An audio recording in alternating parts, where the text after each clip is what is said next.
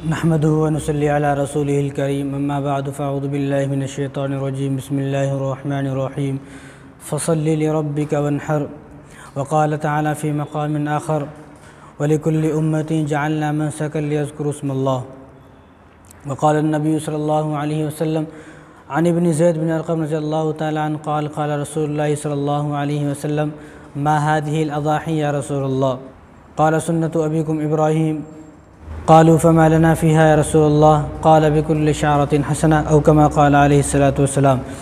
मेरे मोहतरम दोस्तों, अज़ीज़ साथियों, कुर्बानी का वक्त आने वाला है, बकरा ईद आने वाली है जैसा कि आप सबको मालूम है। तो बकरा ईद के आने से पहले चंद मसाइल का जानना बहुत ज़रूरी है कि हो सकता है ये वीडियो लंबी हो जाए, लेकिन आप जब इस वीडियो को देखेंगे तो इंशाअल्लाह आप ख़ुद इस काबिल हो जाएंगे कि दूसरों को मसले बताएंगे इंशाअल्लाह। तो इस वीडियो को ज़रा गौर से देखें और गौर से सुनें। देखो, सबसे पहले जो कुर्बानी है ना, कुर्बानी है क्या चीज़? आज लोगों के जहन में एक सवाल पैदा हो, कुर्बानी क्या है भाई, क्यों करते हैं कुर्बानी? कुर्बानी सबसे पहले याद रखें, कुर्बानी अल्लाह का हुक्म है और अल्लाह की रज़ा है, अल्लाह इससे खुश होते हैं। रसूलुल्लाह सल्लल्लाहु अलैहि वसल्लम से पूछा गया मा हाज़िहिल अज़ाही या रसूलल्लाह, क्या रसूलल्लाह कुर्बानी क्या है? जो सवाल हमारे जहन में पैदा होते हैं, यही सवाल सहाबा के जहन में भी पैदा हुआ, या रसूलल्लाह कुर्बानी क्या है? हुज़ूर ने क्या इरशाद फरमाया, क़ाल सुन्नतु अबीकुम इब्राहीम, कि ये जो कुर्बानी है ये इब्राहीम अलैहिस्सलातु वस्सलाम की सुन्नत है। तो सहाबा ने आगे पूछा, क़ालू फ़मा लना फ़ीहा या रसूलल्लाह, कि हमें मिलेगा क्या? कुर्बानी तो हम करेंगे या रसूलल्लाह, लेकिन हमें मिलेगा क्या? तो हुज़ूर सल्लल्लाहु अलैहि वसल्लम ने कितनी खूबसूरत बात इरशाद फरमाई। हुज़ूर ने इरशाद फरमाया, क़ाल बिकुल्लि शअरतिन हसना, कि जब तुम कुर्बानी करोगे तो कुर्बानी के हर बाल पर तुम्हें एक नेकी मिलेगी, हर बाल पर, यानी जितने भी जानवर के बदन पर बाल हैं तो हर बाल के बराबर तुम्हें जो है नेकी मिलेगी। और आगे ये तिरमिज़ी शरीफ की रिवायत है, जिल्द नंबर 1 सफ़ा नंबर 275। तो हज़रत आयशा रज़ियल्लाहु तआला फरमाती हैं कि ईद उल अज़हा के दिन रसूलुल्लाह सल्लल्लाहु अलैहि वसल्लम ने इरशाद फरमाया कि ईद उल अज़हा के दिन अल्लाह तबारक व तआला को कुर्बानी करने से ज़्यादा कोई अमल पसंद नहीं है। यानी ईद उल अज़हा के जो दिन है उस दिन अल्लाह ताला को सबसे ज़्यादा पसंद जानवर का खून बहाना है, कुर्बानी करना है। और रसूलुल्लाह सल्लल्लाहु अलैहि वसल्लम ने इरशाद फरमाया कि क़यामत का दिन होगा तो ये जिस जानवर को आप ज़िबा कर रहे हो, क़यामत के दिन ये जानवर तुम्हारी सिफारिश करेगा और ये जानवर अपने खुर के साथ, अपने बालों के साथ, अपने सींगों के साथ, यानी अपने पूरे आज़ा के साथ क़यामत के दिन आएगा और आपकी सिफारिश करेगा। अल्लाह तबारक व तआला के सामने जब हाजिर होंगे तो ये जानवर आपकी सिफारिश करेगा। यानी खुर है जिसको खाया नहीं, खाल है जिसको खाया नहीं, बाल हैं जिसको खाया नहीं, बहुत सारी चीज़ें ऐसी हैं जो जिसको खा नहीं सकते, लेकिन उन तमाम के साथ साथ क़यामत के दिन ये जानवर आएगा और अपने जिसने इनकी जानवर की कुर्बानी की है उसकी सिफारिश करेगा अल्लाह ताला के सामने। और ये तिरमिज़ी शरीफ की रिवायत है। तो बकरा ईद के दिन अल्लाह तबारक व तआला को सबसे ज़्यादा जो पसंद है वो जानवर का खून बहाना है। तो दूसरी बात याद रखें, पहली बात तो अब समझ में आ गई, ये अल्लाह का हुक्म है, अल्लाह इससे राज़ी होते हैं। जैसा कि नमाज़ है, अब कोई आदमी नमाज़ के बारे में पूछने लगे भाई नमाज़ क्यों पढ़ते हैं, नमाज़ क्या पढ़ना है, नमाज़ पढ़ने की ज़रूरत नहीं है, तो याद रखें कि नमाज़ पढ़ना अल्लाह का हुक्म है, ज़कात देना अल्लाह का हुक्म है, हज करना अल्लाह का हुक्म है और फ़ितरा देना अल्लाह का हुक्म है। तो यह रमज़ान के रोज़े रखने अल्लाह का हुक्म है। ये सब अल्लाह के हुक्म है, इनसे अल्लाह राज़ी होते हैं। जिस तरह इब्राहीम अलैहिस्सलातु वस्सलाम से अल्लाह ने फरमाया कि चलो अपने बेटे की कुर्बानी करो, फ़लम्मा बलग़ मअहु साया क़ाल या बुनय्या इन्नी अरा फ़िल मनाम, उनको ख्वाब दिखाया गया कि अपने बेटे की कुर्बानी करो। तो उन्होंने हिकमत और फ़लसफ़ा नहीं पूछे अल्लाह से, या अल्लाह इसमें हिकमत क्या है, इसमें फ़लसफ़ा क्या है, मैं क्यों करूँ? तो जिस तरह उन्होंने नहीं पूछा, उनका ना पूछना ही अल्लाह को इतना पसंद आया कि अल्लाह ने उनकी कुर्बानी को इतना पसंद फरमाया और उनकी इस अदा को इतना पसंद फरमाया कि आज तक ज़िंदा रखा। और अल्लाह तबारक व तआला ने उनसे ख़ुद फरमाया कि व तरकना अलैहि फ़िल आख़िरीन, हम आपके इस अमल को क़यामत तक ज़िंदा रखेंगे। ज़िंदा है, 5,500 साल हो गए इब्राहीम अलैहिस्सलाम को इस दुनिया से गए, तो आज भी उनका अमल ज़िंदा है। तो ये बस ये याद रखें, इनसे अल्लाह राज़ी होते हैं, अल्लाह का हुक्म है, बस हमें कर गुज़रना है। इसमें क्या मिलेगा क्या नहीं मिलेगा, क्या हिकमतें हैं, क्या फ़लसफ़ा है और इसमें क्या क्या तरतीब है, क्या है, ये सब नहीं देखना है, बल्कि बस ये देखना है कि अल्लाह का हुक्म है, बस हमें कुर्बानी करना है। दूसरी बात, कुर्बानी किस पर है, कौन लोग हैं वो जिन पर कुर्बानी है? तो सबसे पहले याद रखें, जिस आदमी के पास 5 चीज़ें हैं कुर्बानी उस पर है। सोना, चांदी, माल तिजारत, यानी माल तिजारत वो माल जो दुकान के अंदर भरा हुआ है बेचने के वास्ते, वो माल उसको बोलते हैं माल तिजारत, यानी तिजारत की वजह से, तिजारत की गरज से जो माल लिया है। और चौथी चीज़ नकदी, कुछ पैसे अपने पास चाहे बैंक में हैं चाहे कहीं भी हैं, रखे हुए हैं, और पाँचवीं चीज़ ज़रूरत से ज़्यादा सामान। घर के अंदर जो ज़रूरत से ज़्यादा सामान है वो सामान, उस सामान का हिसाब लगाया जाएगा। ज़रूरत से ज़्यादा नहीं, वो सामान जो पूरे साल काम में नहीं आते। एक आदमी के पास 2 गाड़ी है, एक गाड़ी चलाते हैं लेकिन एक गाड़ी खाली खड़ी हुई है, कभी कभी काम में आती है वरना काम में भी नहीं आती। 1-2 घर हैं किसी के पास, एक घर में रहता है, एक घर खाली वैसे ही पड़ा हुआ है। अगर कोई घर किराए पे दे हुआ, अगर उसका किराया इतना होता है पूरे साल में कि जिस किराए से 52.5 तोला चांदी आदमी ख़रीद सकता है, या ज़रूरत से ज़्यादा सामान इतना है, घर में किसी आदमी के पास 2 फ़ोन है, एक फ़ोन जो है काम में आता है, एक फ़ोन काम में नहीं आता, तो एक फ़ोन है, 2 फ़ोन है, उसमें से एक फ़ोन, 2 गाड़ी है उसमें से एक गाड़ी, 2 घर है उसमें से एक घर। अब इनकी ये जो ज़ायद चीज़ें हैं, ये डबल जो चीज़ें हैं, इनकी कीमत को लगाया जाएगा। अगर इनकी कीमत इतनी होती है कि जिस कीमत से 52.5 तोला चांदी आदमी ख़रीद सकता है, तो इस आदमी पर कुर्बानी है, यह आदमी कुर्बानी करेगा। ये 5 चीज़ें हैं। अगर इन 5 चीज़ों की कीमत इतनी होती है, एक आदमी के पास 1 तोला सोना है, 7 तोला सोना नहीं बल्कि 1 तोला सोना है, अगर उसके पास 1 तोला सोना है, थोड़ी चांदी है, यानी 4-5 तोले चांदी है और 1 तोला सोना है, तो इनकी कीमत को लगाया जाएगा। अगर इनकी कीमत इतनी बैठती है कि इस सोना और उस चांदी से आदमी 52.5 तोला चांदी ख़रीद सकता है, तो इसके ऊपर कुर्बानी वाजिब है, करना ज़रूरी है, वाजिब है, करना है। नहीं करेंगे तो गुनहगार होगा। तो ये 5 चीज़ें हैं, जिस आदमी के पास ये 5 चीज़ें हैं, हर वो आदमी कुर्बानी करेगा। तो कुर्बानी के लिए आदमी का मुसलमान होना ज़रूरी है। दूसरी बात, कुर्बानी के लिए आज़ाद होना ज़रूरी है। तीसरा कुर्बानी के लिए अय्याम कुर्बानी में, यानी जो कुर्बानी के दिन है उसमें आदमी को मुकीम होना ज़रूरी है, मुसाफिर नहीं बल्कि अपने घर में हो। और चौथा, बालिग होना ज़रूरी है, कि नाबालिग पर कुर्बानी नहीं है, बालिग होना ज़रूरी है। और अक्लमंद हो, मजनू ना हो, दीवाना ना हो, दीवाना है, पागल है, मजनू है, ऐसे पर कुर्बानी नहीं है। और गरीब पर कुर्बानी नहीं है, मिस्कीन पर जो है कुर्बानी नहीं है, तो इन लोगों पर कुर्बानी नहीं है। अगर कोई आदमी पूरे साल गरीब रहा लेकिन कुर्बानी के अय्याम में किसी गरीब के पास इतने पैसे आ गए कि उन पैसों से 52.5 तोला आदमी चांदी खरीद सकता है, तो इस आदमी को भी कुर्बानी ज़रूरी है। और कुर्बानी के लिए साल गुजरना ज़रूरी नहीं है। कोई आदमी ये सोचे कि भाई कुर्बानी के लिए साल गुजरना ज़रूरी नहीं, साल नहीं, बल्कि अगर कुर्बानी के इन 3 दिनों में किसी आदमी के पास इतने पैसे आ गए, 52.5 तोला चांदी की मिकदार में पैसे आ गए, तो ऐसा आदमी कुर्बानी करेगा। साल गुजरना ज़रूरी नहीं है। साल गुजरना ज़कात के लिए ज़रूरी है, और चीज़ के लिए साल गुजरना ज़रूरी नहीं है। इस तरह जिन जानवरों की कुर्बानी होगी वो अल्लाह तबारक व तआला ने 4 जानवर हैं, ऊँट, ऊँटनी, गाय, बैल, बकरा, बकरी, भेड़, दुम्बा, नर मादा दोनों, यानी 4 और नर मादा मिला के 8 होते हैं। तो यही 8 जानवर कुर्बानी करना है। बाकी इनके अलावा जानवर तो बहुत सारे जो हलाल है, लेकिन उनकी कुर्बानी नहीं करना है। हलाल जानवर की, सब जानवर की कुर्बानी नहीं है, बल्कि जो पालतू जानवर है, घर में रहने वाले जानवर हैं, जो शरीफ जानवर हैं, उन जानवर की कुर्बानी है। बकरा, बकरी, ऊँट, ऊँटनी, गाय, बैल और भेड़, दुम्बा, सिर्फ इनकी। अब अगर ऊँट है तो उसका 5 साल का होना ज़रूरी है। 5 साल से अगर 1 दिन भी कम है तो कुर्बानी नहीं होगी। इस तरह बैल है, भैंस है, तो इनका 2 साल का होना ज़रूरी है। अगर 2 साल से 1 दिन भी कम है तो कुर्बानी नहीं होगी। बकरा, बकरी है तो इनका 1 साल का होना ज़रूरी है। अगर 1 साल से 1 दिन भी कम है, 1 घंटा भी कम है तो कुर्बानी नहीं होगी। इस तरह भेड़, दुम्बा, अगर भेड़ दुम्बे जो अगर इनका भी 1 साल का होना ज़रूरी है, लेकिन भेड़ दुम्बा अगर 6 महीने का, 7 महीने का, 8 महीने का है, लेकिन ऐसा मोटा तंदुरुस्त है कि इस 6 महीने के भेड़ दुम्बे को 1 साल के भेड़ दुम्बे में छोड़ा जाए तो मालूम ना हो, फ़र्क ही ना कर सके आदमी के भाई ये 6 महीना का है, साल का है, तो अगर इतना मोटा ताज़ा है तो उसकी भी कुर्बानी कर सकते हैं। देखो, ऊँट और बैल और भैंस, इसके अंदर 7 हिस्से होंगे, 7 से ज़्यादा नहीं। 7 से ज़्यादा अगर किसी ने ली तो किसी की कुर्बानी जो है वो कबूल नहीं होगी, किसी की कुर्बानी नहीं मानी जाएगी, फिर से कुर्बानी करना पड़ेगा। जो भेड़ है, दुम्बा है, बकरा, बकरी है, ये एक आदमी की तरफ से एक हिस्सा, यानी इसमें सिर्फ एक ही हिस्सा होगा, एक आदमी की तरफ से एक बकरी। बकरी के अंदर, बकरे के अंदर 2-3 आदमी शामिल हो जाए, ऐसा नहीं। तो ऊँट और बैल और भैंस के अंदर 7 आदमी, 7 हिस्से, 7 से ज़्यादा नहीं। और बकरी के अंदर 1 हिस्सा होता है। आप जानवर लाए, लेकिन आपके जानवर के अंदर ये ऐब नहीं होने चाहिए। तो ऐसा लंगड़ा जानवर कि जिसका लंगड़ापन ज़ाहिर हो, और ऐसा ज़ाहिर हो कि कुर्बान गाह तक, जहाँ उसको ज़िबा करने वाले वहाँ तक जा ही ना सके, अपने पैरों पर चलकर वहाँ तक जा ही ना सके, तो ऐसे जानवर की कुर्बानी जायज़ नहीं है। अगर 4 पैर में से अगर एक पैर भी ख़राब है और एक पैर बिल्कुल ज़मीन पर नहीं रख सकता है, और या अगर थोड़ा थोड़ा सहारा लेकर चलता है तो ठीक है, अगर बिल्कुल भी सहारा नहीं ले सकता है तो ऐसे जानवर की भी कुर्बानी करना जायज़ नहीं है।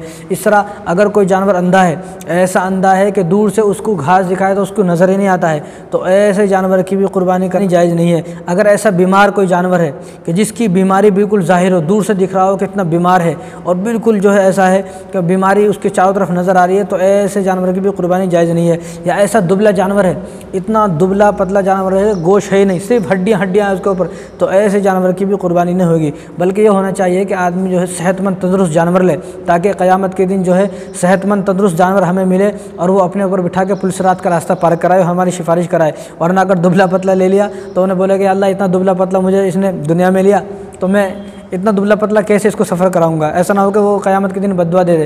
तो जिस जानवर की दुम पैदाइशी तौर पर ना हो तो ऐसे जानवर की भी कुर्बानी जायज़ नहीं है। दुम पैदाइशी तौर पर नहीं है तो उसकी कुर्बानी जायज़ नहीं होगी। इसी तरह अगर किसी जानवर का कान, दोनों कान या एक कान पैदाइशी नहीं है, ये ऐब है, तो ऐसे जानवर की भी कुर्बानी जायज़ नहीं होगी। अगर हाँ दुम है, कान है, लेकिन तिहाई हिस्से से ज़्यादा अगर कटा हुआ है तो कुर्बानी नहीं होगी। यानी एक दुम के 3 हिस्से किए जाए तो उस 3 हिस्सों में से अगर एक हिस्से से एक हिस्सा कम है तो कुर्बानी नहीं होगी। यानी तिहाई हिस्सा होना ज़रूरी है दुम का।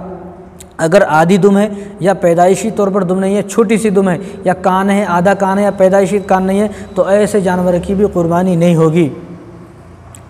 अब एक ऐसा जानवर है जिसके 4 थन हैं, उन 4 थनों में से एक थन ख़राब है, 3 थन सही हैं बिल्कुल, तो कुर्बानी हो जाएगी। लेकिन अगर 2 थन ख़राब हैं, 2 ठीक है, तो कुर्बानी नहीं होगी। इस तरह बकरी के तो 2 ही थन हैं, तो बकरी के दोनों थनों में से दोनों थन का सही होना ज़रूरी है। अगर एक थन ख़राब है तो उसकी जो है कुर्बानी नहीं होगी। ऐसा जानवर, कोई ऐसा जानवर है जिसके दांत बिल्कुल ना हो या थोड़े दांत गिर गए हों और इतने गिर गए कि वो घास भी ना खा सकता हो, चारा भी ना खा सकता हो, तो ऐसे जानवर की भी कुर्बानी नहीं जायज़ नहीं है। जिस जानवर के 2 सींग या 1 सींग जड़ से उखड़ गए और उस उखड़ने का असर दिमाग तक पहुंच गया तो ऐसे जानवर की कुर्बानी जायज़ नहीं है। अगर सींग थोड़ा सा टूट गया है तो कोई बात नहीं, उखड़ा है तो सिर्फ ऊपर से उखड़ा है, पूरा नहीं, तो कुर्बानी कर सकते हैं। लेकिन अगर जड़ से उखड़ गया और या उखड़ने का असर बिल्कुल दिमाग तक चला गया तो कुर्बानी जायज़ नहीं है। या कोई जानवर मजनू हो गया, दीवाना हो गया, पागल हो गया, इधर उधर भागता है, सबको मारता है और दीवाना हो गया है, पागल हो गया, तो ऐसे जानवर की भी कुर्बानी जायज़ नहीं है। अगर ऐसा जानवर जिसके ऊपर खारिश है, जिसके ऊपर बदन पर पूरी खारिश है और दाग और धब्बे उसके ऊपर पड़े हुए हैं और उसका जो है बीमारी दूर से नज़र आती है, तो ऐसे बीमार जानवर की भी कुर्बानी जायज़ नहीं है। और ऐसा जानवर कि जिसकी नाक कट गई हो, एक तो नाक में सुराख किया जाता है रस्सी डालने के लिए, वो नहीं, बल्कि जिसकी नाक कट गई हो और नाक कटने से बिल्कुल एक ऐब उसके अंदर पैदा हो गया, अच्छा नहीं दिखता है, तो ऐसे जानवर की भी कुर्बानी जायज़ नहीं है। किसी जानवर की अगर ज़बान कट गई हो, ज़बान आधी कट गई या इतनी ज़बान कट गई कि वो उससे ज़बान से अपना खाना और उसका जो चारा है वो ना चल सकता हो, तो ऐसे जानवर की भी कुर्बानी जायज़ नहीं है। 3 पैर वाले जानवर की भी कुर्बानी नहीं होगी। यानी 4 पैर हों, सही सलामत हो, और 4 पैर में से अगर एक पैर ऐसा है जिस पर सहारा लेकर टेक लेकर चलता हो तो कुर्बानी हो जाएगी। अगर 3 पैर हैं, एक पैर या कट गया है या एक पैर जो है पैर बीमारी की वजह से ख़राब हो गया है, तो ऐसे जानवर की भी कुर्बानी नहीं होगी। एक ऐसा जानवर कि जिस जानवर का ये समझ में नहीं आए ये फीमेल है शीमेल है, खुनसा जानवर, मुखन्नस जानवर, जिसका समझ में नहीं आए, तो ऐसे जानवर की भी कुर्बानी जायज़ नहीं है। इसी जानवर के देखो, सब जानवर के 4 पैर होते हैं, 4 थन होते हैं। गाय भैंस के 4 थन होते हैं और बकरी के 2 थन होते हैं और बकरी के 4 पैर होते हैं। अगर 4 से बढ़कर किसी के 5 थन हैं, 4 से बढ़कर किसी के 5 पैर हैं, 2 आँख से बढ़कर किसी के 3 आँख हैं, या 2 सींग से बढ़कर किसी के 3 सींग 4 सींग हैं, या यानी 2 कान हैं, 2 कानों में से किसी के 3 कान हैं, तो ये ऐब है, तो ऐसे जानवर की भी कुर्बानी जायज़ नहीं होगी। 2 आँख है तो 2 ही होनी चाहिए, कान 2 हैं तो 2 ही होने चाहिए, पैर 4 हैं तो 4 ही होने चाहिए, और थन 4 हैं तो 4 ही होने चाहिए। अगर बकरी के 3 थन हैं तो ये ऐब है उसके अंदर, तो ऐसी बकरी की कुर्बानी जायज़ नहीं है। भैंस के 4 थन है तो 4 थनों में से अगर 5 थन भी है तो उसकी कुर्बानी जायज़ नहीं, ना तो ज़्यादा होना चाहिए ना कम होना चाहिए। जितनी बराबर सराबर अल्लाह ने पैदा किया है जानवर, इसी तरीके का जानवर होना चाहिए तो उसकी कुर्बानी जायज़ होगी। ऐसे ही कोई जानवर, जिस जानवर ने सारी ज़िंदगी नजासत और गिलाज़त खाई हो, यानी अच्छी चीज़ नहीं खाई, जो खाने की चीज़ें हैं, जो चारा है वो नहीं, बल्कि नापाक चीज़ों से जो जानवर जवान हुआ, कोई बकरी है, बकरा है, 1 साल का होना ज़रूरी है, तो 1 साल तक उसने जो है गिलाज़त खाई है, गंदगी खाई है, गंदगी खा खा कर बड़ा हुआ है, तो जो जिस जानवर ने, चाहे वो जानवर कितना ही अच्छा हो, अगर लेकिन उसने गंदगी खाई है और गंदगी खा खा कर वो जवान हुआ है, बड़ा हुआ है, तो ऐसे जानवर की कुर्बानी जायज़ नहीं है, ऐसे जानवर की कुर्बानी नहीं की जाएगी। खस्सी जानवर की कुर्बानी करना अफजल है, बेहतर है। रसूलुल्लाह सल्लल्लाहु अलैहि वसल्लम खुद खस्सी जानवर की कुर्बानी फरमाया करते थे, तो खस्सी जानवर की कुर्बानी कर सकते हैं, जायज़ है। कोई जानवर बिल्कुल सही सलामत था, मंडी से आप लाए बिल्कुल सही सलामत था, लेकिन आप घर तक लाए तो घर लाने के बाद उसके अंदर ऐब पैदा हो गया, उसकी टांग टूट गई या उसकी आंख फूट गई, सींग उखड़ गया या कुछ भी ऐसा ऐब जाहिर हो गया, फिर भी ज़रूरी है आप दूसरा जानवर लेके आएँ। तो एक जानवर ऐसा है कि उस जानवर को आप लेकर आए, बिल्कुल सही सलामत है। अब कुर्बानी के दिन आपने ईद की नमाज़ पढ़ी, ईद की नमाज़ के बाद उसको कुर्बानी करने के लिए, ज़िबा करने के लिए उसको कुर्बान गाह की तरफ ले जा रहे हैं। ले जाते हुए या लिटाते हुए या जानवर को ज़िबा करते हुए उस टाइम पे अगर कोई ऐब ज़ाहिर हो गया तो कोई बात नहीं है। उस टाइम पे अगर उसको चोट लग गई, मार लग गई या उसका हाथ पैर वगैरह टूट गया तो उसकी कुर्बानी कर सकते हैं। लेकिन कुर्बानी का अय्याम से पहले ही, एक दिन पहले या थोड़े टाइम पहले उसके अंदर कोई ऐब ज़ाहिर हो गया, कोई ऐब पैदा हो गया तो आपको ज़रूरी है दूसरा जानवर लें। लेकिन अगर उसी टाइम पर कुर्बानी के वक्त में उसको लेकर जा रहे हैं तो इस तरह लेकर जा रहे थे कि लेकर जाने में उसके अंदर कोई ऐब पैदा हो गया तो कोई बात नहीं, कुर्बानी कर सकते हैं। तो जानवरों से मुताल्लिक़ कुछ बातें हैं, तो आप जो है इन ऐबों को सामने रखते हुए, इनको इन सब चीज़ों को ध्यान में रखते हुए तो है जानवर ले लेकर आएँ। तो कुर्बानी के जो दिन है, कुर्बानी के 3 दिन है, कुर्बानी के सिर्फ 3 दिन है, 10, 11, 12। ईद की नमाज़ पढ़ने के बाद कोई आदमी जो शहर में है उनके लिए ज़रूरी है कि वो ईद की नमाज़ पढ़ने के बाद कुर्बानी करें, ईद की नमाज़ से पहले नहीं। लेकिन जो आदमी गांव देहात में रहने वाले हैं, जिन पर ईद की नमाज़ फ़र्ज़ नहीं है, जुमे की नमाज़ फ़र्ज़ नहीं है, वो चाहें तो फजर के बाद यानी ईद के दिन उनके लिए, अब गांव में तो ईद की नमाज़ होती नहीं, तो गांव में ईद के दिन सुबह सादिक के बाद, ईद के दिन सुबह सादिक के बाद वो अपना जानवर ज़िबा कर सकते हैं। तो ये 3 दिन है कुर्बानी के। तो जानवर की कुर्बानी किस वक्त करें? इन 3 दिनों के अंदर, जो ये 3 दिन है, 10 तारीख को ईद की नमाज़ पढ़ने के बाद पूरा दिन, 11 तारीख, 12 तारीख, 12 तारीख की असर तक, 10 तारीख की ईद की नमाज़ पढ़ने के बाद 12 तारीख की असर की नमाज़ तक कुर्बानी की ये 3 दिन है। इन 3 दिनों में कभी भी कर सकते हैं आप, दिन में भी कर सकते हैं, रात में भी कर सकते हैं। कुछ लोगों की सोच ये है कि रात में नहीं कर सकते। रात में उस वक्त में नहीं कर सकते थे जिस वक्त में लाइट का इंतज़ाम नहीं था, करंट का इंतज़ाम नहीं था, कोई लाइट नहीं रहती थी, काटेंगे क्या, कट जाए क्या। लेकिन अब ऐसा नहीं है, तो ज़माने के एतबार से ये मसला बदल गया है। तो अब ये ज़माना कैसा है, लाइटिंग का ज़माना है। अब रात में आप सुई भी ढूंढ सकते हैं। पहले रात में आदमी घूम जाता तो आदमी को नहीं ढूंढ सकते थे, अब तो रात में किसी की सुई भी घूम गई तो उसको ढूंढ लेता। तो अब नहीं, अब तो आदमी जब चाहे जब कर सकता है, रात में हो, दिन में हो, दोपहर में हो, शाम में हो, सुबह में हो, रात के 12 बजे हो, 3 बजे हो, 4 बजे, जब चाहे जब आदमी कुर्बानी कर सकता है इन 3 दिनों के अंदर। रात में भी, सुबह में भी, दिन में भी, जब चाहे जब कर सकता है। और बात याद रखें कि जो बड़ा जानवर होता है उसके अंदर 7 हिस्से होते हैं, यानी 7 आदमी इस जानवर के अंदर हिस्सा लेते हैं। तो सातों के पैसे और माल हलाल का होना ज़रूरी है। इन 7 में से 6 आदमी ऐसे हैं कि जिनका माल हलाल का है, लेकिन 7वां आदमी ऐसा है कि जो सूद का कारोबार करता है, जिसका हराम का पैसा है। अगर इस आदमी को इनके अंदर शामिल कर लिया तो सातों की कुर्बानी जो है ख़त्म हो गई, फिर से कुर्बानी करना ज़रूरी है। तो क्यों भाई, अब आदमी कोई सवाल कर, भाई हमारे तो हलाल के पैसे ना, उसके हराम के है। भाई आप जो है, आपने 4 रकात नमाज की नीयत बांधी, 4 रकात की नमाज की नीयत बांधी और आपने चौथी रकात में जो है आपका कहीं से खून निकल गया या आपकी वज़ू टूट गई, आप ज़ोर से हंस दिए या जिस तरह जो भी नवाक़िज़ वज़ू इस तरह हो गया कि आपका वज़ू टूट गया। अब आप आपने तोड़ दिया, अपनी नमाज़ तो टूट गई। नमाज़ तोड़ने के बाद आप नमाज़ पढ़ने, वज़ू करने गए, वज़ू करने के बाद आप ये बताओ नमाज़ शुरू से पढ़ोगे या आखिर की वो 1 रकात पढ़ोगे? आप खुद बताओ। 4 रकात पढ़नी पड़ेंगी, क्यों भाई? उन 3 रकातों में तो आपका वज़ू था ना, इस 1 रकात में वज़ू टूटा, तो होना तो ये चाहिए था इस 1 रकात की क़ज़ा करना है, 4 की नहीं, लेकिन आपको 4 की क़ज़ा करना है। क्यों? क्योंकि इस 1 के जाने से वो 3 भी ख़त्म हो गई, वो 3 भी गई। तो इस आदमी का हराम का पैसा है, इस हराम के पैसे होने की वजह से एक आदमी के, तो जो 6 आदमी है वो 6 के 6 की कुर्बानी ख़त्म हो गई। अब 6 के 6 को दोबारा जो है फिर से कुर्बानी करना दूसरे जानवर की ज़रूरी है, ये कुर्बानी नहीं मानी जाएगी। इसीलिए जो आदमी साथ शरीक होते हों तो सब तहक़ीक़ करना चाहिए कि सभी सबका पैसा हलाल का होना चाहिए, कि सबका पैसा हलाल का हो। अगर बहुत सारे लोग ऐसे हैं कि जो हराम का कमाते हैं, सूद का कारोबार करते हैं, तो ऐसे आदमी को जो है ऐसे 7 आदमी जमा करे, भाई तुम्हारा सातों का जो है हराम का है, तुम सातों के सातों एक जानवर ले लो, उसकी कुर्बानी कर दो। तो भाई कितना बड़ा अमल है, अल्लाह जिससे राज़ी होते हैं, वो जानवर जिसका खून ज़मीन पर गिरने से पहले उस जो है वो जानवर कबूल हो जाता है, उसकी मग़फ़िरत हो जाती है। तो इतना बड़ा अमल जो है, इतना बड़ा अमल है जिसकी इतनी फजीलतें हैं, उस जानवर को भी आदमी हराम पैसे लेकर करे, बताओ अल्लाह ताला को क्या मुँह दिखाओगे? तो इस्लाम में तो हराम कमाना ही जायज़ नहीं है, तो हराम माल से कुर्बानी करना कैसे जायज़ हो जाएगा? तो ऐसा आदमी को कुर्बानी करना जायज़ नहीं, कुर्बानी ना करे, करना है तो अपना अलग से एक हिस्सा ले ले या अपना एक बकरा ला ले, उसमें कर ले, भाई बाकी लोगों की कुर्बानी ख़राब ना करे। तो ऐसा आदमी खुद बचे, भाई मेरी वजह से दूसरों की किसी की कुर्बानी ख़राब ना हो, कि सबका वबाल मेरे ऊपर पड़ जाए। एक और मसला याद रखें कि आपको जो जानवर है, आप अपने जानवर की जो कुर्बानी हो गई, उस कुर्बानी का जो गोश्त है, उस गोश्त के 3 हिस्से करें। एक हिस्सा खुद के लिए, यानी आपका जो जानवर है आपने हिस्सा किया, उस हिस्से में, आपके हिस्से में 9 किलो गोश्त आया तो 3 किलो गोश्त खुद अपने वास्ते रखें, 3 किलो गोश्त अपने रिश्तेदारों में तकसीम करें और 3 किलो गोश्त गरीबों में तकसीम करें। और मसला याद रखें कि क़ुरबानी के जानवर में 7 आदमी हैं, तो उसमें से अभी क़ुरबानी का जो जानवर है उसको ज़िबा किया नहीं है। ज़िबा करने से पहले उन 7 आदमियों से एक आदमी का इंतकाल हो गया।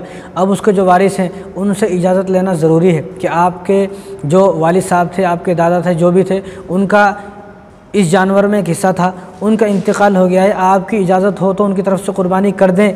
अगर वो इजाज़त दे दें तो क़ुरबानी कर सकते हैं, अगर वो इजाज़त ना दें तो क़ुरबानी नहीं कर सकते। अगर की है तो किसी क़ुरबानी नहीं होगी, उनके पैसे वापस दे दें। तो इंतकाल अगर किसी का हो गया है 7 आदमी से एक आदमी का, तो उनके वारिस से, जो उनके वली है, जो उनके वारिस है, घर वाले, उनसे इजाज़त लेना ज़रूरी है। इजाज़त लोगे तो क़ुरबानी कबूल होगी, वरना किसी की भी क़ुरबानी कबूल नहीं होगी। कोई आदमी, एक मसला और याद रखें, अगर कोई आदमी शहर का है, शहर में रहता है, लेकिन उसकी क़ुरबानी गाँव में हो रही है, कहीं गांव में, तो उस गांव में सुबह शादी के बाद इसकी क़ुरबानी कर सकते हैं। ऐसा नहीं जो आदमी क़ुरबानी जिसके नाम की हो रही है उसका ईद की नमाज़ पढ़ना ज़रूरी है, ऐसा नहीं, बल्कि ये गांव में है, ये शहर में है और इसका जानवर गांव में है, तो इसकी जो क़ुरबानी है वो सुबह शादी के बाद वहाँ पर कर सकते हैं। इसका नमाज़ पढ़ना ज़रूरी नहीं है, इसकी नमाज़ पढ़ना और नमाज ईद के बाद क़ुरबानी करना जब ज़रूरी है जब ये शहर में है और शहर में ही इसका जानवर है, तो इसके सामने ही अगर इसका जानवर है तो ये अपने जानवर की क़ुरबानी ईद की नमाज़ पढ़ने के बाद करेगा। लेकिन अगर ये शहर में रहता है, गाँव में इसकी क़ुरबानी का जानवर है, तो वहाँ इसका ईद की नमाज़ पढ़ना ज़रूरी नहीं है। जैसे मैं यहाँ हूँ, अब मेरी क़ुरबानी अगर गाँव में हो रही है जहाँ ईद की नमाज़ नहीं होती है, तो वहाँ फ़जर की नमाज़ के बाद क़ुरबानी कर सकते हैं मेरी, तो मेरा नमाज़ पढ़ना ज़रूरी नहीं है कि मैं जब नमाज़ पढ़ूँगा जब ही मेरी क़ुरबानी होगी, ऐसा नहीं। गाँव में बग़ैर ईद के, बग़ैर ईद के नमाज के भी, यानी ईद की नमाज़ हो नहीं, गाँव यानी गाँव में ईद की नमाज़ है ही नहीं। जब वहाँ है नहीं तो ईद की नमाज़ के बाद क्या मसला है, कोई मसला नहीं है। तो फजर की नमाज़ के बाद वहाँ पर इसके तरफ से क़ुरबानी कर सकते हैं, क़ुरबानी हो जाएगी। अगर किसी जगह पर ईद की नमाज़ हुई, ईद की नमाज़ हो गई और ईद की नमाज़ के बाद सब चले गए और अपना अपना जानवर ज़िबा कर लिया, फिर बाद में मालूम यह हुआ कि ईद की जो नमाज़ हुई थी वो नमाज़ सही नहीं हुई, या इमाम साहब की वज़ू नहीं था, या इमाम साहब ने कोई ऐसी गलती कर दी कि ईद की नमाज़ ही नहीं हुई। अब ईद की नमाज़, अब इन्होंने तो ईद की नमाज़ पढ़ ली, इनको मालूम यह हुआ, अब इन्होंने तो ईद की नमाज़ पढ़ ली, इनको तो मालूम नहीं था, बाद में ऐसी गलती का मालूम हुआ कि ऐसी गलती हो गई है, ईद की नमाज़ नहीं हुई और इन्होंने अपना जानवर ज़िबा कर लिया है, तो कोई बात नहीं है, ईद की नमाज़ फिर से लौटा लें, ईद की नमाज़ फिर से पढ़ लें। क़ुरबानी जो है वो, क़ुरबानी का जानवर जो है दूसरा ज़िबा करना ज़रूरी है, इनकी क़ुरबानी हो गई, दूसरा जानवर नहीं करेंगे, इनकी क़ुरबानी हो गई। ईद की नमाज़ फिर से बाद में पढ़ लें, पढ़ सकते हैं, ऐसा कुछ भी नहीं है। यह ना सोचे कि भाई ईद की नमाज़, थोड़ी जगह ऐसा हुआ है कि वहाँ ईद की नमाज़ जो हो गई बाद में मालूम हुआ, इमाम साहब ने बताया मेरा तो वज़ू नहीं था, या मेरा वज़ू टूट गया, या नमाज़ में कोई ऐसी गलती हो गई, ईद की नमाज़ में नमाज ही नहीं हुई और क़ुरबानी लोगों ने कर दी, तो उनकी क़ुरबानी हो जाएगी, जायज़ हो जाएगी, फिर से क़ुरबानी करने की ज़रूरत नहीं है, बाकी बाद में ईद की नमाज़ फिर से पढ़ लें।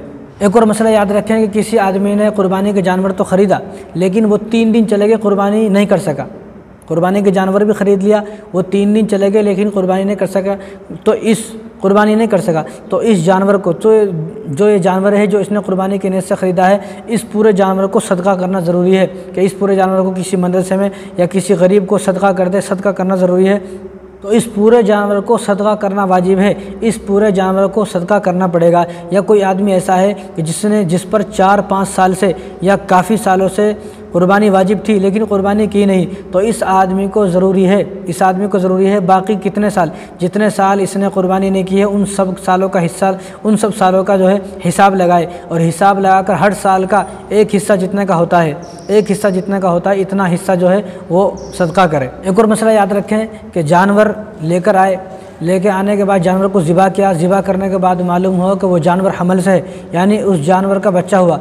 अगर ये क़ुरबानी करने वाला साहिब निसाब है, मालदार है, तो उस जानवर को भी ज़िबा करेगा, उस जानवर का गोश्त खा सकता है। लेकिन अगर इस जानवर को, जो ये जानवर है, इस जानवर का मालिक साहिब निसाब नहीं था, यानी गरीब आदमी था, कोई गरीब आदमी उस जानवर को लेकर आया, अब गरीब आदमी इस जानवर को लेकर आया, ज़िबा करने के बाद मालूम हुआ इसके पेट में बच्चा है, तो बच्चे को ज़िबा करेगा, लेकिन बच्चे का पूरा गोश्त सदका करना ज़रूरी है, खा नहीं सकता है। जो गरीब आदमी है वो इस बच्चे को ज़िबा भी करेगा, गोश्त भी नहीं खा सकता है। मालदार आदमी है, बच्चे को ज़िबा करेगा, गोश्त खा सकता है। और मसला याद रखें, क्या औरत क़ुरबानी कर सकती है?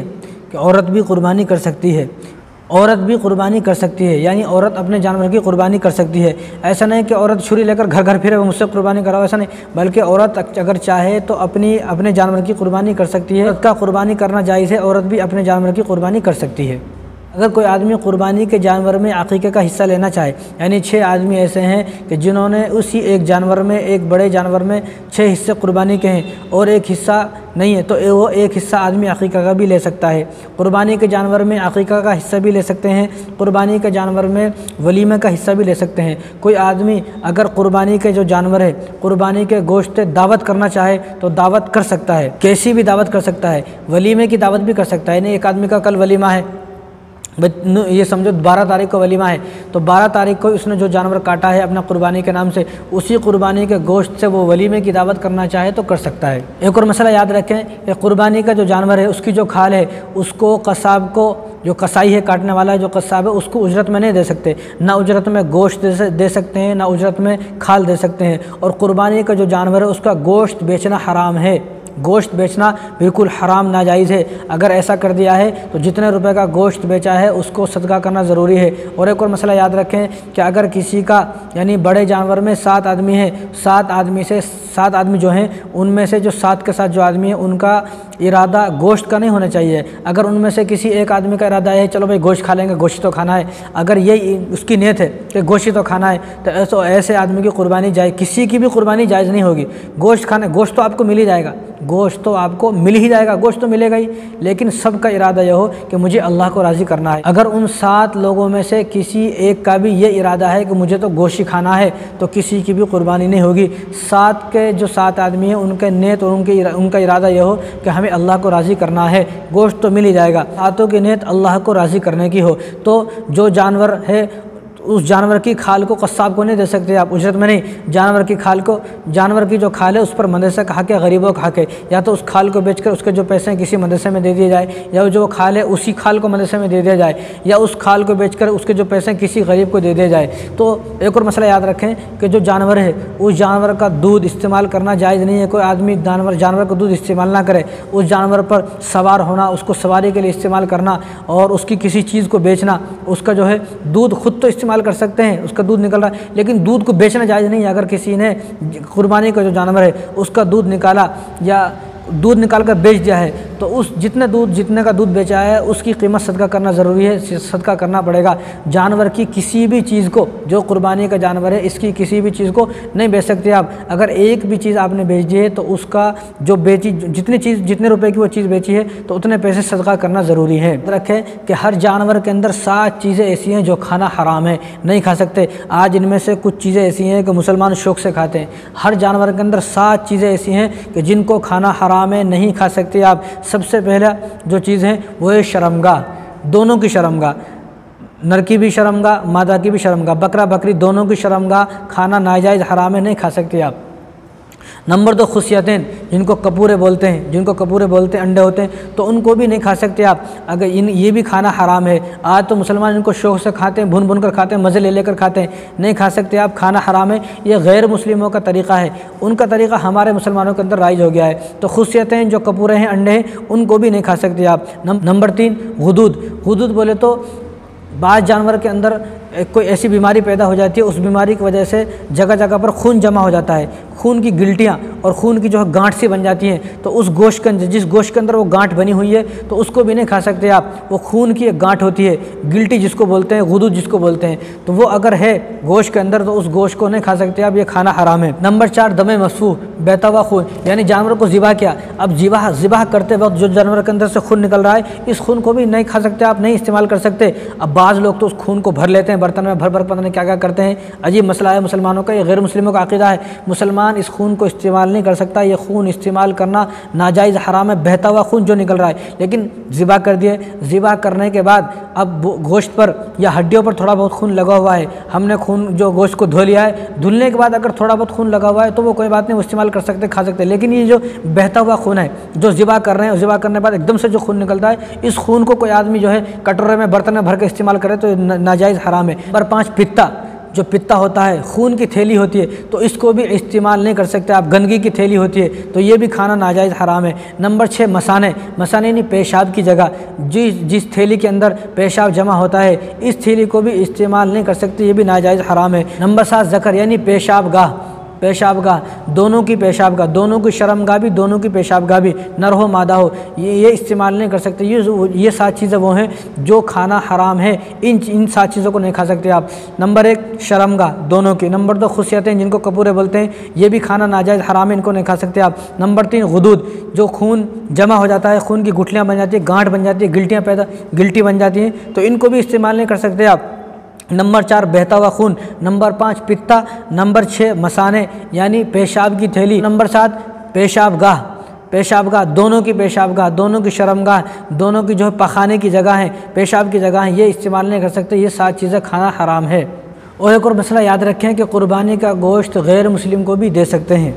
गैर मुस्लिम को ज़कात और फ़ितरा का पैसा तो नहीं दे सकते, इस पर तो मुसलमानों का हक़ है, लेकिन कुर्बानी का गोश्त गैर मुस्लिम को भी दे सकते हैं। लेकिन इसका मसला ये है कि ऐसा नहीं कोई आदमी थैले में भरे और सिर्फ गैर मुस्लिमों को ही तकसीम करना शुरू कर दे, ऐसा नहीं, बल्कि जिस बस्ती में जा रहे हैं वहाँ तकसीम कर रहे हैं, तो वहाँ 10-15 घर मुसलमानों के हैं, 2-4 घर अगर गैर मुस्लिमों के हैं, तो उन घरों के साथ जब दे रहे हैं तो इनको भी दे देना चाहिए।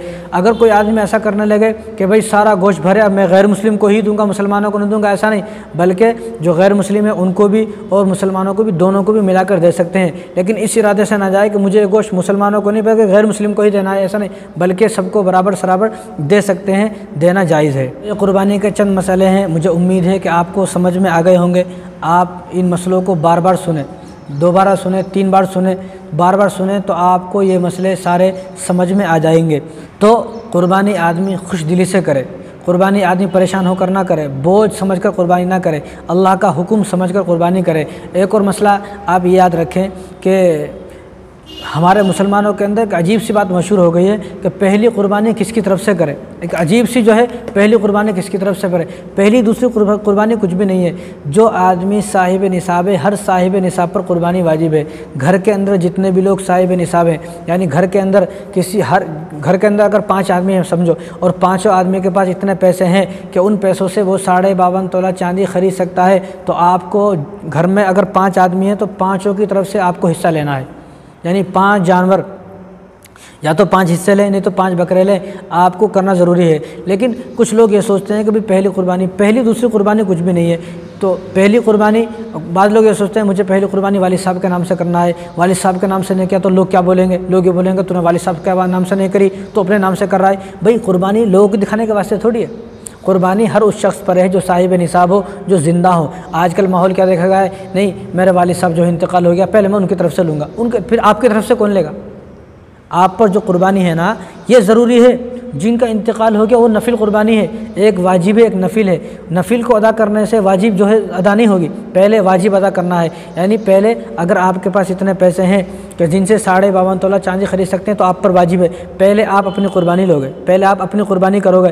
फिर आपके पास अगर पैसे बच रहे हैं फिर वालिद साहब की तरफ से भी ले लो, उसी साल में 2 ले लो आप, एक आपकी तरफ से एक वालिद साहब की तरफ से। लेकिन ये नहीं है कि पहली कुर्बानी बीवी की तरफ से। अब मुसलमानों ने ना जो सालों को डिवाइड किया हुआ है कि इस साल अब्बा की तरफ से, इस साल अम्मी की तरफ से, और इस साल बहन की तरफ से, इस साल दादा की तरफ से, इस साल दादी की तरफ से, इस साल उसकी बीवी की तरफ से, इस साल मेरी तरफ से, ऐसा नहीं, बल्कि जो आदमी इस लायक है उसके पास इतने पैसे हैं, यानी साहिब निसाब है। साहिब निसाब आप याद रखें, हर वो आदमी साहिब निसाब है जिसके पास इतने पैसे हैं कि जिन पैसों से, या जिसके पास इतना चांदी है, इतना सोना है, इतना दुकान के अंदर सामान भरा हुआ है कि जिसको बेचकर 52.5 तोला चांदी आदमी खरीद सकता है, या घर के अंदर वो जायद चीज़ें हैं, इतनी जायद चीज़ें हैं कि जिनको बेचकर कुछ काम में नहीं आती वो पूरे साल, लेकिन उनको बेचा जाए तो 52.5 तोला चांदी आदमी खरीद सकता है। इतने पैसे, इसको बोलते हैं साहिब निसाब। जो आदमी साहिब निसाब है घर में, हर उस आदमी पर पहले उस पर कुर्बानी ज़रूरी है। अगर बीवी के पास सोना है, चांदी है, तो जो बीवी साहिब निसाब है, बेटा भी साहिब निसाब है, बेटी भी साहिब निसाब है,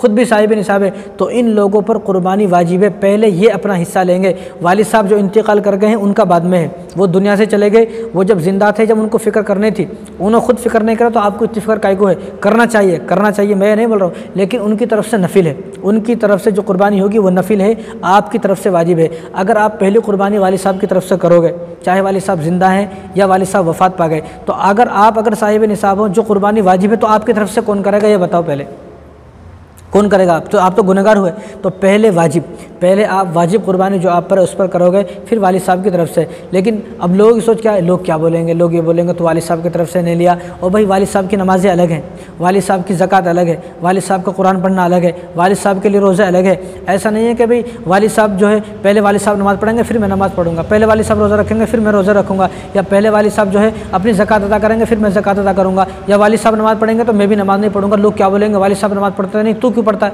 ऐसा नहीं। बल्कि वालिद साहब की नमाज़ अलग है, वालिद साहब की इबादत अलग है, आपकी इबादत अलग है। ये इबादत है, इसमें किसी की जहन और किसी का दिमाग, किसी का अकल नहीं चलेगा, किसी की सोच नहीं चलेगी। ये मसले हैं और ये इबादत है। ये इबादत हर उस शख्स पर है जो शख्स साहिब निसाब है। घर के अंदर जितने भी लोग साहिब निसाब हैं, हर आदमी पर कुर्बानी करना ज़रूरी है। जितने भी लोग साहिब निसाब हैं, 5 आदमी साहिब निसाब है तो 5 पर कुर्बानी करना ज़रूरी है। ऐसा नहीं 5 आदमी साहिब निसाब है, कुर्बानी एक की तरफ से हो रही है। 5 आदमी घर के अंदर है, 5 के अकाउंट में 2-2, 3-3 लाख रुपए हैं, लेकिन बीवी के पास भी सोना है, बेटे के पास भी जो है लाखों रुपए अकाउंट में है, और बेटी के पास भी सोना जेवरात भरे हुए हैं, लेकिन कुर्बानी का हिस्सा हो रहा है एक। और ये बोलना कि भाई पूरे घर की तरफ से एक ही हो जाएगी, ऐसा कैसा हो सकता है? पूरे घर की तरफ से एक हिस्सा कैसे हो जाएगा? पूरे घर वाले, घर के अंदर जितने भी साहिब निसाब हैं, सब की तरफ से अलग अलग कुर्बानी करना ज़रूरी है। पूरे घर वालों की तरफ से एक बकरा करे तो नहीं होता।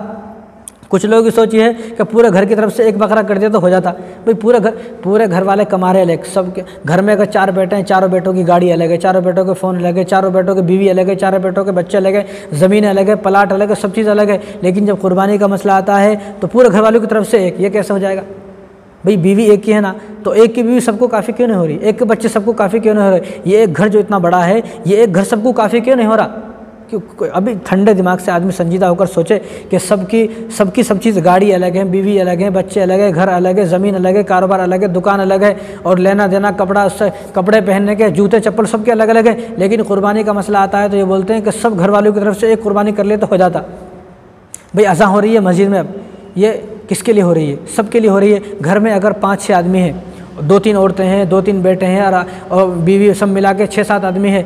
अब आदमी ये फैसला कर ले भाई जो अज़ा हुई है ना, ये घर में से एक आदमी के वास्ते हुई है, तो घर में से एक आदमी नमाज़ पढ़ ले, बस ख़त्म। ऐसा कभी हुआ? अज़ा सबके वास्ते होती है, इसी तरह कुर्बानी भी सबके वास्ते है। जब ये दुनिया की सारी चीज़ें सबकी अलग अलग हैं तो कुर्बानी भी सबकी अलग अलग है। ये सोचना कि पूरे घर में से एक आदमी कुर्बानी कर दे तो बस हो जाता। आजकल ये देखा गया है, बीवी के पास भी इतना सोना है कि 8-8, 10-10 तोले सोना है, चांदी किलो के हिसाब से बीवी के पास है, बेटी के पास पैरों में पायल है और हाथों में उसके कंगन है सोने के, और उसके बेटा है, बेटे के पास आईफोन है, बड़ा महंगा फ़ोन है 1 लाख का, उसके अकाउंट में भी 2-3 लाख रुपए हैं। लेकिन अकल काम नहीं कर रही, क्या हुआ समझ में नहीं आ रहा, तो क्या करते हैं, बस एक बकरा ला लिए, बस सबकी तरफ से हो गया। भाई इतने सारे लोग साहिब निसाब हैं, तो घर के अंदर जितने भी लोग साहिब निसाब हैं, सबको अपनी तरफ से अलग अलग कुर्बानी करना ज़रूरी है। एक ही कुर्बानी सबकी तरफ से ऐसा अदा नहीं होगी, या नहीं होगी, बिल्कुल हरगिज़ नहीं होगी। जब सबकी सब चीज़ें अलग अलग हैं तो कुर्बानी भी सबकी अलग अलग होगी। तो इस तरह याद रखें कि पहली दूसरी कुर्बानी कुछ भी नहीं है, पहली दूसरी कुर्बानी नहीं होता।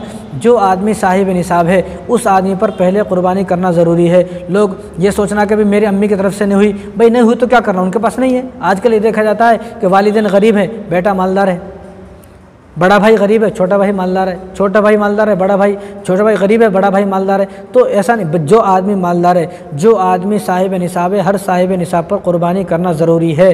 पहली दूसरी कुर्बानी कुछ भी नहीं होता है। एक और मसला याद रखें, जब कुर्बानी ज़िबा कर रहे हैं, जब जानवर ज़िबा कर रहे हैं, आपका जानवर ज़िबा हो रहा है तो किसी नेक से ज़िबा कराएं, कस्साब से ज़िबा ना कराएं। उसके मुंह में पान गुटखा है, पान गुटखा खाकर ज़िबा कर रहा है, कस्साब से ज़िबा ना कराएं, या तो किसी नेक से ज़िबा कराएं या खुद जो है ज़िबा करें। और ज़िबा करते वक्त बिस्मिल्लाह पढ़ें, अल्लाह का नाम लें। दुआएं अगर आपको याद है, इन्ना सलाती व नुसुकी व महयाय व ममाती लिल्लाहि रब्बिल आलमीन इन्नी वज्जहतु वजही लिल्लज़ी फ़तरस समावाति वल अर्ज़ हनीफ़ा व मा अना मिनल मुशरिकीन, ये अगर आपको याद है इस दुआ को पढ़ें। अगर आपको ये दुआ याद नहीं है तो बिस्मिल्लाह अल्लाहु अकबर पढ़ें और ज़िबा कर दें आप।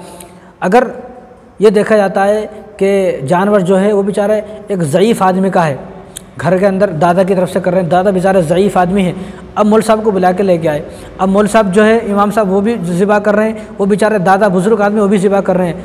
अब उनको मालूम नहीं है बेचारा कुछ भी नहीं आता, तो याद रखें या तो इमाम साहब को करने दें अकेले को। अगर आप हाथ लगा रहे हैं तो आपका भी बिस्मिल्लाह पढ़ना ज़रूरी है। यानी जितने लोग छुरी को पकड़ेंगे, ज़िबा करेंगे, उन तमाम का बिस्मिल्लाह पढ़ना ज़रूरी है। यानी अल्लाह का नाम लेना ज़रूरी है, किसी तरह भी हो अल्लाह का नाम लेना ज़रूर, बिस्मिल्लाह अल्लाहु अकबर ये पढ़ें या दुआएँ पढ़ें। अगर या तो इमाम साहब करने थे अकेले, वो पढ़ लेंगे। अगर आप घर के 2-3 लोग मिलकर भाई चल लंबी छुरी ला लो और 4-5 आदमी घर के सब जो हिस्सा सब जो है हाथ लगा लो, सब ज़िबा करेंगे, तो अगर उसमें से किसी एक ने भी बिस्मिल्लाह नहीं पढ़ी तो किसी की तरफ से जो है वो कुर्बानी नहीं अदा नहीं होगी, कुर्बानी फिर से करना पड़ेगा।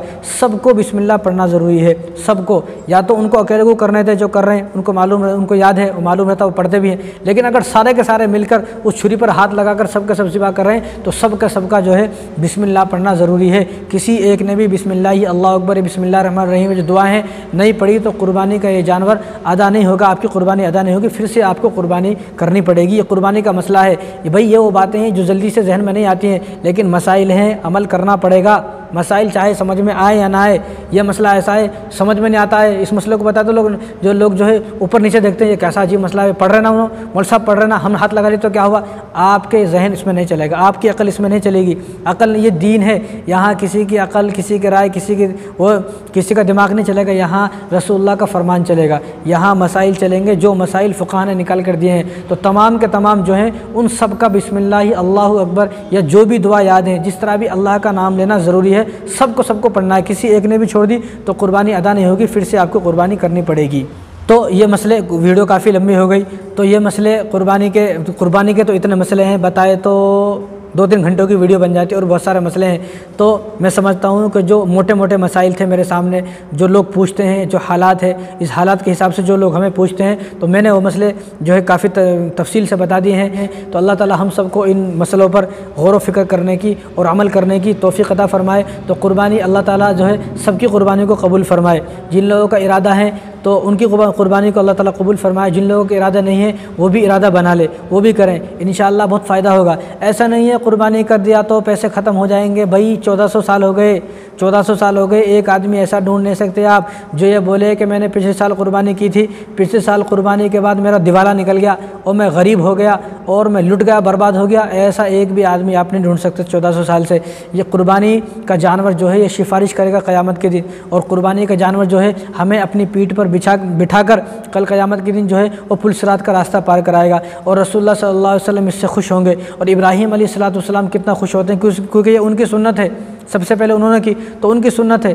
तो सबसे पहले तो आदम अलैहिस्सलाम ने की है कुर्बानी, तो जब से चली आ रही है, जिसको अल्लाह ने फरमाया वलिकुल्लि उम्मतिन जाअलना, कि हर उम्मत के अंदर कुर्बानी थी। लेकिन हम जो कुर्बानी करते हैं वो इब्राहीम अलैहिस्सलाम के तरीक़े के मुताबिक करते हैं। तो खुशी से आदमी करे, खुश दिली से आदमी करे, रो कर नहीं, मजबूर होकर, रो कर या बेसहारा होकर, लाचार होकर, मजबूर होकर और ये सोचे भाई ये क्यों करना है, तो ऐसा नहीं, बल्कि खुश होकर कि अल्लाह ने मेरे माल को पसंद फरमाया। अल्लाह जिसके माल को पसंद फरमाते हैं कुर्बानी उसी की कबूल होती है, उसी को अल्लाह ताला कुर्बानी करने की तौफीक भी देते हैं। जिसका माल अल्लाह को पसंद नहीं है, ऐसा आदमी की ना अल्लाह कुर्बानी करने की तौफीक देते हैं, ऐसे आदमी की ना अल्लाह कुर्बानी कबूल फरमाते हैं। एक और हदीस में, छोटी सी हदीस आपको सुनाता हूँ, आप याद रखें।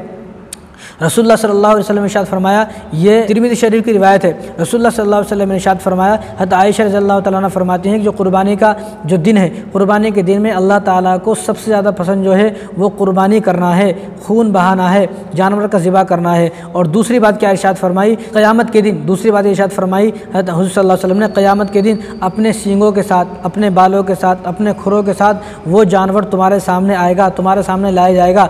जो और तीसरी बात क्या इरशाद फरमाया रसूलुल्लाह सल्लल्लाहु अलैहि वसल्लम ने कि ज़िबा करते वक्त जो जानवर है, वो जानवर को ज़िबा कर रहे हैं, उसका खून ज़मीन पर गिरने से पहले अल्लाह ताला इस जानवर को कबूल फरमा लेते हैं और इसकी मग़फ़िरत फरमा देते हैं। जब जानवर को ज़िबा किया जाता है, आसमानों पर ले जाकर नहीं, या मस्जिद के मीनार पर ले जाकर, बल्कि अब ज़मीन और जानवर का कितना हिस्सा, इतना भी ऊपर नहीं होता है, सिर्फ इतना 1 या 2 इंच ऊपर होता है। तो 1-2 इंच जब खून ज़मीन पर गिरता है तो गिरने से पहले अल्लाह ने मग़फ़िरत भी फरमा ली और अल्लाह ताला ने उस जानवर को कबूल भी फरमा लिया। और चौथी बात क्या इरशाद फरमाई रसूलुल्लाह सल्लल्लाहु अलैहि वसल्लम ने कि आदमी खुशी से दिल खोल कर कुर्बानी करे, खुशी से कुर्बानी करे, मजबूर होकर, लाचार होकर, बेसहारा होकर और सूरत गिला रहकर, और ऐसा बिल्कुल ऐसा बन जाए आदमी वो मजबूर, लाचार, क्या करूं, कैसे करूं, और रोना धोना ऐसे, बल्कि खुशी से और खुश हो जाए कि अल्लाह ने मेरी कुर्बानी को कबूल फरमा लिया है, अल्लाह ने कम से कम मुझे इतनी तौफीक दी है कि मैं कुर्बानी कर रहा हूँ। तो इतनी ज़्यादा फजीलतें हैं कुर्बानी की, तो बहुत ही ज़्यादा फजीलतें हैं। और रसूलुल्लाह सल्लल्लाहु अलैहि वसल्लम ने इरशाद फरमाया, ये इब्न माजा की रिवायत है, हुज़ूर सल्लल्लाहु अलैहि वसल्लम ने क्या इरशाद फरमाया, अबू हुरैरा रज़ियल्लाहु ताला अन्हु इस हदीस के रावी हैं। हुज़ूर ने इरशाद फरमाया, मन कान लहू साअतुन व लम युज़हि फला यक़रबन्ना मुसल्लाना, कि जिस आदमी के पास कुर्बानी करने की वसाअत है, इस्तिताअत है, हिम्मत है, कर सकता है, कुर्बानी ना करे, उस आदमी को चाहिए कि वो हमारी ईदगाह के करीब ना आए। यानी उस आदमी का ईद पढ़ने का कोई फ़ायदा नहीं है, वो ईदगाह में नहीं आए। वो ईदगाह में जिस तरह हमारी किससे लड़ाई हो जाए, तो अब जिससे लड़ाई हो जाए, हमारी बहुत ज़्यादा लड़ाई हो गई और हम उससे नाराज़ हैं, तो हम लोगों को ये बोलते हैं कि भाई ये आदमी हमारे घर के करीब नहीं आना चाहिए। लोगों को बोलते इसको बोल दो कि हमारे घर ना आए, घर तो घर क्या, हमारे घर के करीब भी ना आए, हमें इतनी दुश्मनी है। तो रसूलुल्लाह सल्लल्लाहु अलैहि वसल्लम ने यही इरशाद फरमाया, मन कान लहू साअतुन व लम युज़हि फला यक़रबन्ना मुसल्लाना, कि हमारी ईदगाह के करीब ना आए, ईद पढ़ने ना आए। ये आदमी ऐसा जालिम आदमी है कि इस आदमी के पास पैसे हैं, इसने पैसों को जमा करके रखा है, अब ये क्या सोचता है ये पैसे मेरे काम आएंगे, कल्ला लयुंबज़न्ना फिल हुतमा, हरगिज़ ये पैसे इसके काम नहीं आएंगे जो उसने जमा करके रखे हुए हैं। ये पैसे इसको जो है जहन्नुम में लेकर जाएंगे। कहाँ? कल्ला लयुंबज़न्ना फिल हुतमा, हुतमा में जाएगा। वमा अदराका मल हुतमा नारुल्लाहिल मुक़द्दा। इस सूरत की आप तफसीर किससे पूछें, किसी मौलवी साहब से, आपके कान खड़े हो जाएंगे, आपके रूंगटे खड़े हो जाएंगे और आपके बदन में पसीने पसीने आ जाएंगे। इस सूरत की जब तफसीर पढ़ोगे आप, इतनी ख़तरनाक तफसीर है कि जो लोग माल को जमा करते हैं, अल्लाह के रास्ते में खर्चा नहीं करते हैं, तो खुश दिली से खुश होकर कुर्बानी करें और इसको अल्लाह का हुक्म समझे और ये समझे मेरा अल्लाह मुझसे राज़ी हो जाए, किसी तरह मेरा अल्लाह मुझसे राज़ी हो जाए, चाहे वो कैसी भी हो जाए। तो अल्लाह ताला मुझे भी और आपको भी इन सब बातों पर अमल करने की तौफीक अता फरमाए। वमा अलैना इल्लल बलाग।